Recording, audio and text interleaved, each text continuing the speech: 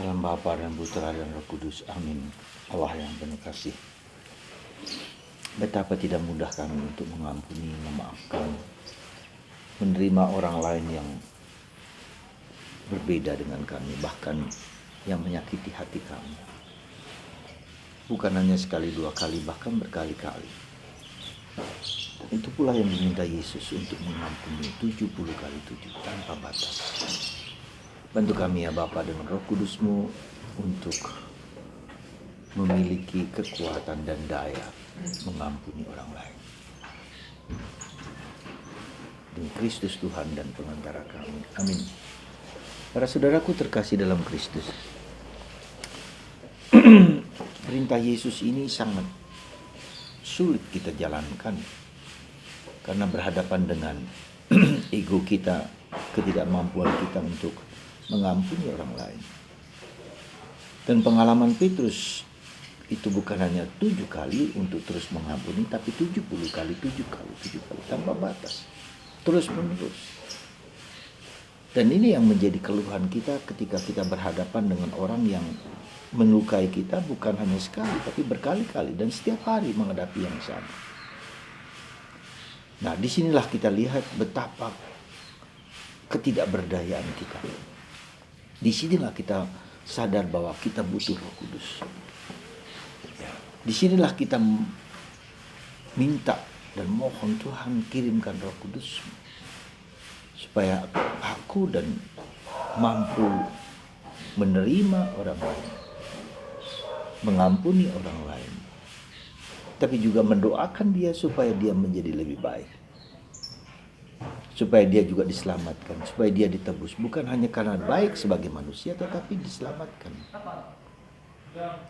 Dan ini yang saya kira harus menjadi poin penting di dalam perjalanan hidup kita adalah menyelamatkan orang lain dengan mengampuni orang lain, dengan memaafkan orang lain. Jadi ada aspek yang lebih tinggi dari bukan hanya sekedar bahwa orang itu menjadi lebih baik, tapi mereka menjadi lebih baik, tapi juga diselamatkan oleh Tuhan.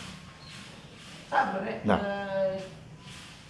kesulitan kita mengampuni itu juga dilakukan oleh Yesus dalam Injil hari ini. Perumpamaan tentang seorang yang punya utang 10.000 talenta yang diampuni oleh sang tuan, dibebaskan sang tuan untuk membayar. Tapi ketika dia orang lain punya utang pada dia yang hanya 100 dinar. Jadi kalau 10.000 talenta itu kali 6, satu talenta 6.000 dinar. Jadi 60 miliar utang dibebaskan, tetapi ketika dia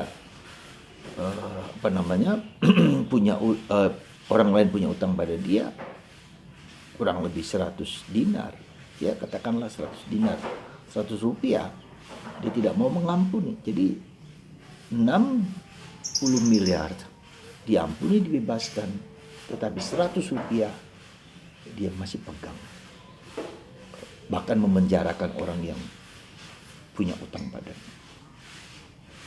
Dan akibatnya sang tuan marah dan memasukkan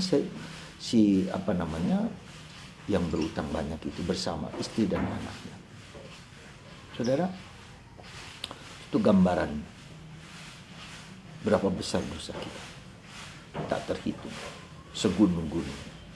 Tapi Tuhan tidak memperhitungkan dosa-dosa kita, melupakan dosa-dosa kita, membebaskan kita supaya kita berdamai dengan Tuhan dan berdamai dengan orang lain. Jadi pengampunan Tuhan bagi kita itu membuat relasi kita tidak lagi terhambat dengan Tuhan. Ya, relasi kita dengan Tuhan dibebaskan dan kita bisa berkomunikasi, berdialog dan mohon kepada Tuhan ketika kita minta ampun dari dosa kita. Dan Tuhan memberikan gratis, sekali lagi gratis. Ya. Maka dalam sakramen rekonsiliasi, sakramen tobat, kita dihapus segala dosa. Ya. Atas nama gereja aku melepaskan engkau dari segala dosa.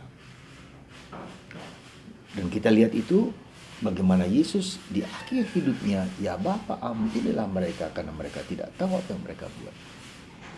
Jadi kita melihat di sini rahasia pengampunan itu adalah rahasia sifat Allah. Salah satu sifat Allah yang fundamental. Selain berbelas kasihan, juga mengampuni adalah bagian dari belas kasihan Allah. Supaya manusia diberi kesempatan, diberi waktu dan diberi rahmat untuk memperbaiki hidup. Dan itulah bagian kita yang harus menjadi perjuangan dan pergulatan kita. Dan itu juga bukan berarti mengampuni, memaafkan itu untuk orang lain, tetapi juga untuk diriku sendiri. Ketika saya mengampuni, saya dibebaskan dari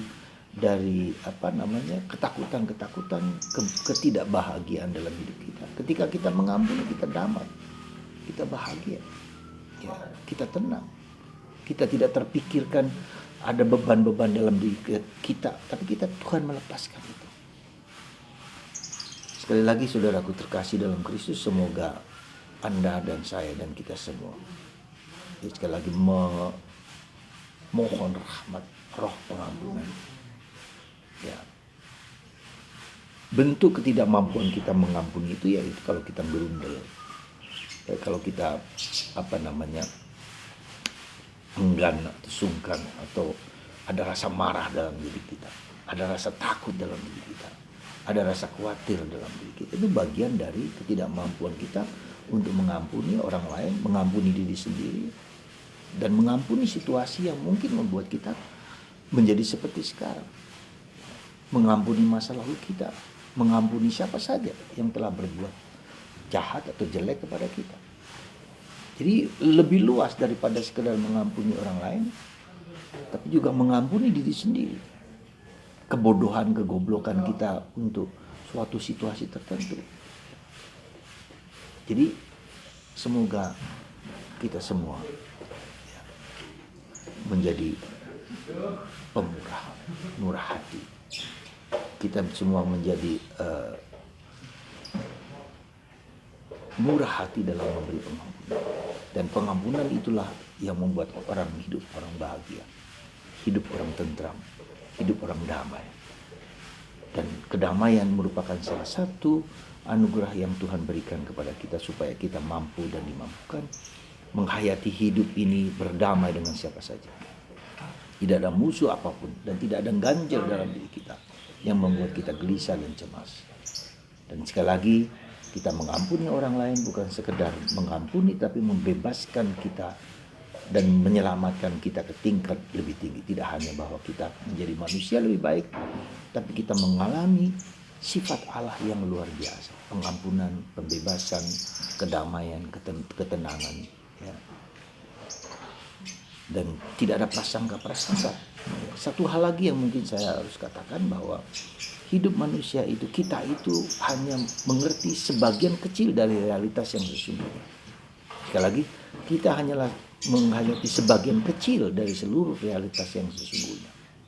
Kita tidak mampu melihat segala sesuatu dengan utuh, dengan seluruh bagian-bagiannya. Orang kita hanya sebagian kecil yang kita ketahui. Orang lain sebagian kecil dan sebagian kecil. Ya. Tidak bisa melihat seluruhnya. Maka kita belajar mengampuni, memaafkan, menerima situasi yang tidak kita mengerti dan kita tidak pahami. Ya. Orang lain melakukan itu juga melakukan mungkin entah apa saja pada kita. Mungkin sebagian yang dia ketahui seperti itu. Jadi saudaraku, Yesus pada akhirnya mengatakan, ya Bapa ampunilah mereka, karena mereka tidak tahu apa yang mereka buat. Seandainya kata-kata ini kita resapkan, atau kita resapkan hari, ya Tuhan ampunilah aku orang berdosa, minimal 25 kali kita ulang dalam hati kita. Ya Tuhan ampunilah aku orang berdosa. Saya, Anda, kita semua orang berdosa. Diampuni oleh Tuhan. Mari kita mengampuni juga orang lain. Seberat apapun. Tuhan memberkati kita. Dan Bapa dan Putra dan Roh Kudus. Amin.